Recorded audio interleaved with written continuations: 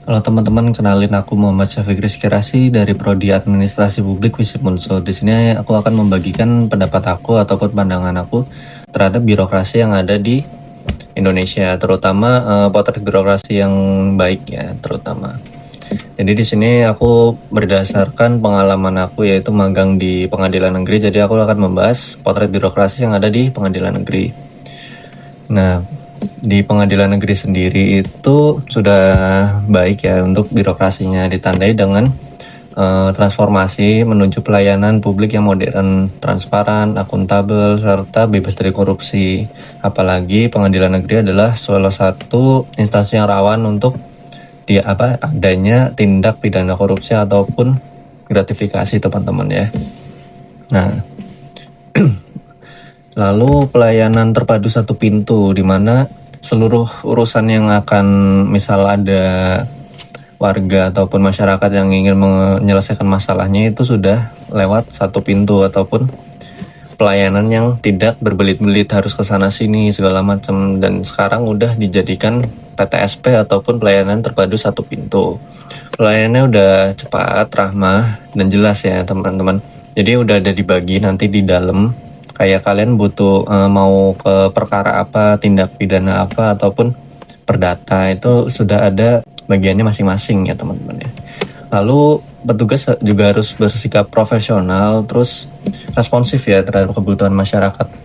Nah di sini aku pernah jadi petugas PTSP satu hari, dan itu harus melakukan 3S, yaitu salam, sapa, senyum ya teman-teman. Itu wajib ya teman-teman sebagai bentuk profesionalitas dan keramahan kepada masyarakat.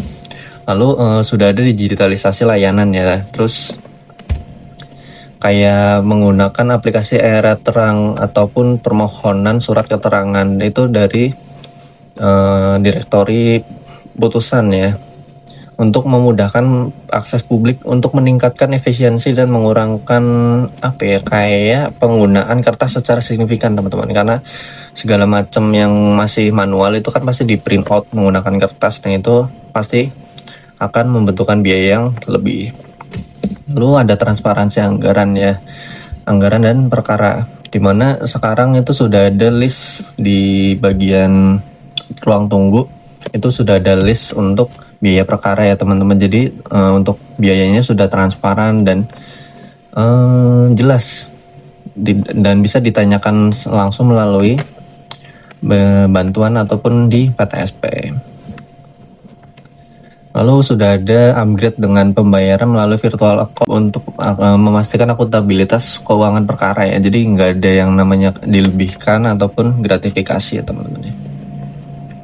Penerapan nilai berakhlak ya. Di sini berakhlak itu artinya akuntabel, kompeten, harmonis, loyalitas, adaptif, dan kolaboratif. Itu disingkat berakhlak ya teman-teman. Di sini operator pengadilan itu kayak hakim, panitera, pegawai itu harus berkomitmen dengan nilai-nilai tersebut.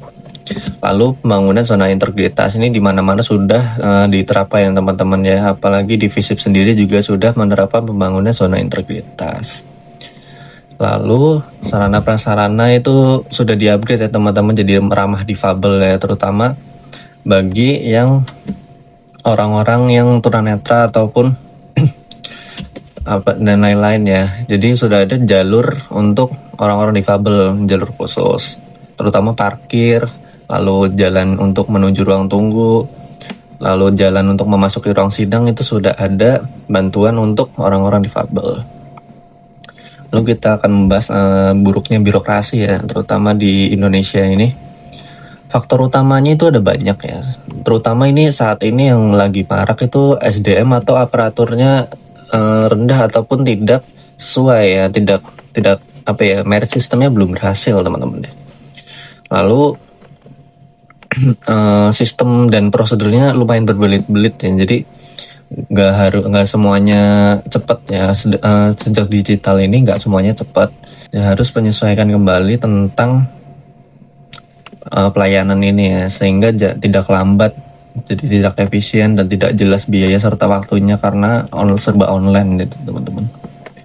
Lalu ada pengawasan dan kepemimpinan lemah teman-teman. Di sini pengawasannya itu sangat lemah ya, apalagi lagi maraknya semuanya itu berkali-kong atau bekerja sama untuk melakukan korupsi ataupun gratifikasi. Jadi agak sulit untuk mengontrolnya, sedangkan kepemimpinan yang lemah itu tidak memberikan contoh yang baik ya, pemimpin itu tidak memberikan contoh yang baik atau mengontrol bawahan dengan efektif.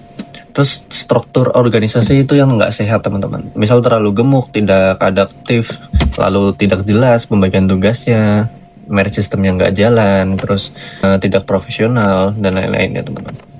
Lalu ada korupsi, kolusi nepotisme ini tidak sudah berkurang tapi tetap masih ada ya teman-teman ya.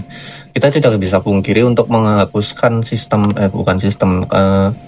tindakan korupsi, kolusi nepotisme itu cukup sulit ya, terutama di Indonesia ini udah menjadi seperti kayak budaya gitu ya. Jadi kita Indonesia sendiri agak kesulitan untuk menghapusnya.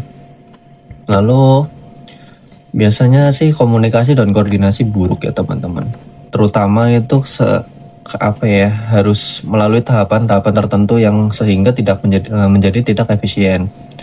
Contohnya kayak misal butuh konfirmasi dari ketua, dan itu pasti harus dari staff menuju ke kepala bidang, menuju ke sekretaris ataupun segala macam, baru ke ketua. Itu agak lama ya teman-teman, sedangkan untuk mengefisienkan itu harusnya bisa secara langsung.